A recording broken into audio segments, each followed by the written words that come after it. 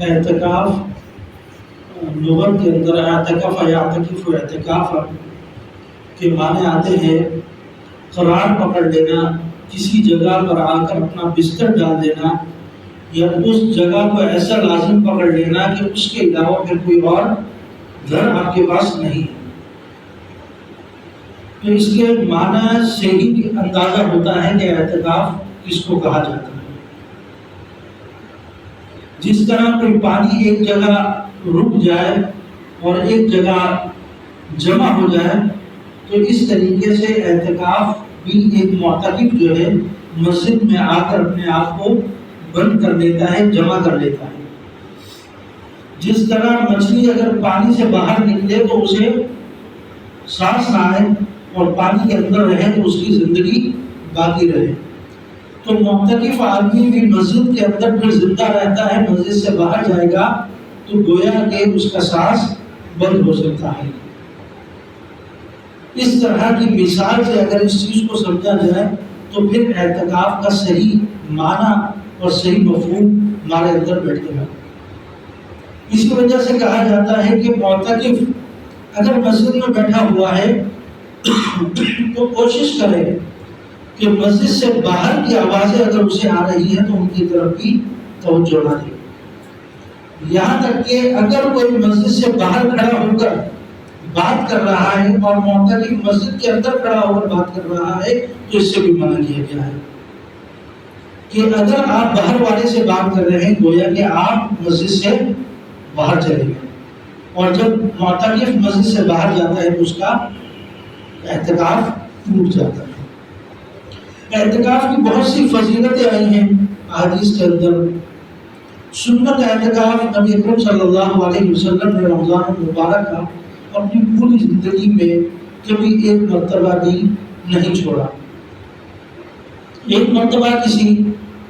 غزوے میں شریک ہوئے تھے تو اس کی وجہ سے کچھ دن کی تاخیر ہو گئی، جس کی وجہ سے سنت اعتکاف میں شرکت نہ کر سکے، لیکن آئندہ سال آنے والے پھر اس سال 20 دن کا اعتکاف کیا تھا۔ ایک 10 دن گزشتہ سال کے اور 10 دن موجودہ سال کے، اس طریقے سے آپ نے اپنے اعتکاف کی قضا کی تھی۔ یہ سنت اعتکاف کہلاتا ہے۔ احادیث میں آتا ہے کہ اگر کوئی شخص ایک دن کا اعتکاف کرتا ہے، نفلی اعتکاف ایک دن کا، سنت کی بات نہیں کر رہا ہوں، سنت ہے 10 دن کا آخری عشرے، اگر کوئی شخص ایک دن کا اعتکاف کرتا ہے اور مسجد میں بیٹھ جاتا ہے تو اللہ رب العزت اس معتکف اور جہنم کے درمیان میں 3 خندقیں کھود دے گے، اور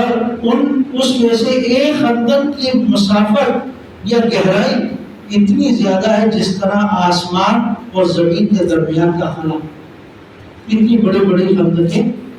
اس کے درمیان کھود دی جاتی ہیں کہ یہ بندہ جہنم کی طرف نہ جائے،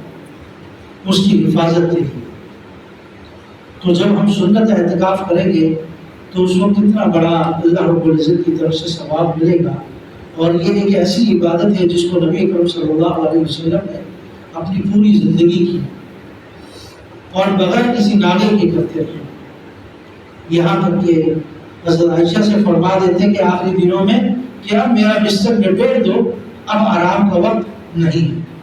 یعنی اعتکاف کے دنوں میں آپ آرام بھی بالکل نہ فرماتے۔ اعتکاف ایک ایسی عظیم الشان عبادت ہے کہ اگر آپ مسجد کے اندر آ گئے اور اعتکاف میں بیٹھے ہوئے ہیں، منہ سے کچھ نہیں جاری، صرف مسجد میں بیٹھے ہوئے تو آپ کا یہ بیٹھنا بھی عبادت میں شامل ہے۔ آپ مسجد کے اندر سو جاتے ہیں کہ میں دوبارہ اٹھ کر عبادت کروں گا، کچھ دیر آرام کر لیتا ہوں، تو یہ آرام کرنا بھی آپ کا عبادت میں شامل ہے۔ تو لمحہ لمحہ عبادت کا وقت جب یہ گزر رہا ہو تو اس وقت کی قدر و قیمت اور منزلت کا اندازہ لگانا ذرا مشکل ہے کہ جہاں کھانا بھی عبادت ہے، جہاں پینا بھی عبادت ہے، جہاں سونا بھی عبادت ہے، جہاں عبادت کرنا تو عبادت ہے ہی ہے، عام معاملات بھی کیا اللہ رب العزت نے ان کو بھی عبادت بنا دیا۔ اسی طریقے سے اگر کوئی شخص کوشش کرے کہ بڑی عمر کے افراد جو ہیں وہ مسجد میں لازمی بیٹھے، اعتکاف کی نیت سے لازمی بیٹھے، کیونکہ چھوٹے بچے یا جو نوجوان ہیں ان کا اعتکاف میں بیٹھ جانا اچھی بات تو ہے، لیکن زیادہ مسجد کے اندر اور مسجد کی رونق کو بحال کرنے کے لیے بڑے افراد کا مسجد میں آ کر اعتکاف میں بیٹھنا ضروری ہے۔ تو آپ کے گھروں میں جو بھی آپ سمجھتے ہیں کہ کچھ فلاحت ہے اسے اور وہ عمر میں تھوڑا سا بڑا ہے تو اس کو ترغیب دینا کہ وہ اعتکاف میں بیٹھے، کیونکہ اس سے گھر کے جب بڑے تبدیل ہوں گے تو گھر کا نظام خود بخود تبدیل ہو جائے گا۔ چھوٹوں کے تبدیل ہونے سے عموماً گھر کا نظام تبدیل نہیں ہوتا، لیکن بڑوں کا مزاج جب بدل جائے گا تو گھر کا نظام بھی بدل جائے گا۔ تو کوشش کریں کہ جو بڑے افراد ہیں یہ لازمی اعتکاف میں بیٹھیں۔ آئندہ جمعے سے